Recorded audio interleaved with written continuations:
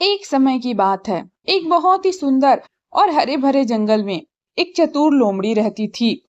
वह एक पुराने पेड़ के नीचे अपना एक बहुत सुंदर घर बनाई थी। उसने कई मौसमों तक कड़ी मेहनत की थी ताकि उसका घर हर तरह से मजबूत और सुरक्षित रहे। उसने वहां खाना जमा किया था और हर एक छोटी दरार को भी भर दिया था। हर शाम वह अपने घर को देखकर मुस्कुराती और सोचती, यह मेरा घर है, इसे मैंने अपनी मेहनत से बनाया है। लेकिन एक रात सब कुछ बदल गया। आसमान में काले बादल छा गए और भयानक तूफान आ गया।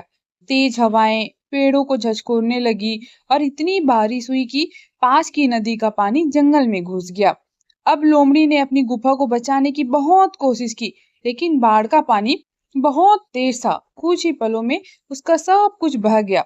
अगली सुबह जब तूफान थमा तो वह लोमड़ी वहां खड़ी थी जहां कभी उसका घर हुआ करता था। अब वहां ना घर था ना खाना, सिर्फ गीली मिट्टी और खामोशी बची थी।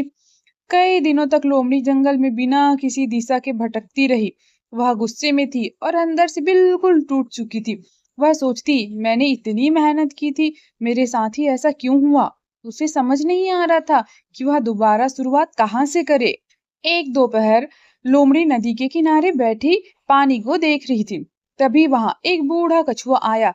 कछुए ने लोमड़ी की उदासी देखकर कहा, तूफान तुम्हें बर्बाद करने नहीं बल्कि तुम्हारी असली ताकत दिखाने आते हैं। लोमड़ी दुखी होकर कही, लेकिन मैंने तो सब कुछ खो दिया। कछुआ धीरे से मुस्कुराया और बोला, तुम्हारे पास अभी भी तुम्हारा दिमाग है, तुम्हारा हुनर है और तुम्हारी हिम्मत है। तूफान ने तुम्हारा घर छीना है, तुम्हारी घर बनाने की काबिलियत नहीं। अब कछुआ की बात सुनकर लोमड़ी उस रात सो नहीं पाई। वह कछुए की बात को बार बार सोचती रही। उसे एहसास हुआ कि तूफान ने उसका घर छीना है, लेकिन उसकी हिम्मत तो नहीं तोड़ी ना।